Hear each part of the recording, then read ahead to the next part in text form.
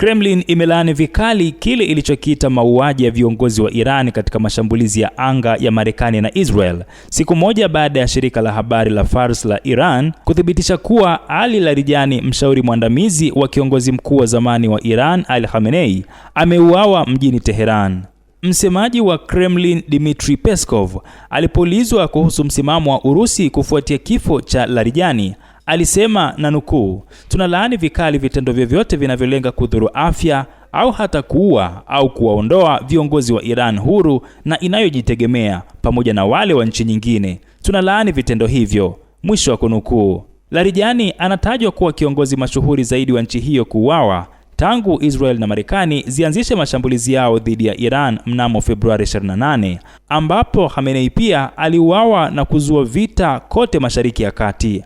Amir Hatami, mkuu wa jeshi la Iran, alitoa taarifa akisema na nukuu, "Jibu la Iran kwa mauaji ya katibu wa Baraza Kuu la Usalama wa Kitaifa litakuwa la uamuzi na la kusikitisha."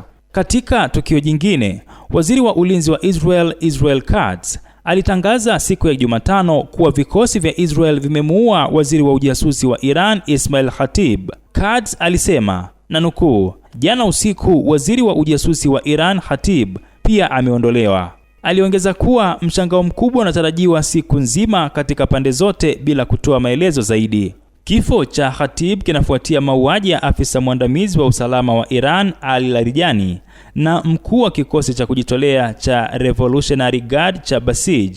Wizara ya fedha ya Marekani ilikuwa imemwekea vikwazo Khatib mwaka 2022 kwa wizara ya ujasusi kujihusisha na shughuli za mtandaoni dhidi ya Marekani na washirika wake. Wizara ya fedha pia iliita wizara ya ujasusi ya Iran katika duru nyingine ya vikwazo, moja ya huduma kuu za usalama za serikali ya Iran ambayo inawajibika kwa ukiukaji mkubwa wa haki za binadamu. Katika hatua nyingine, wizara ya ulinzi ya Uturuki ilisema siku ya Jumatano kuwa NATO inapeleka mfumo mwingine wa ulinzi wa makombora wa Patriot wa Marekani katika jimbo la Adana kusini mwa Uturuki, ambapo wanajeshi kutoka Marekani na nchi nyingine wanapatikana katika kambi ya anga ya Incirlik.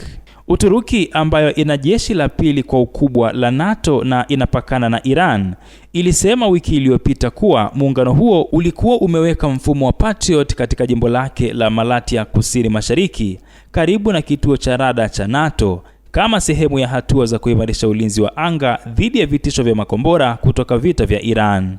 Abdul Nasser Mwita, Rubaa za Kimataifa.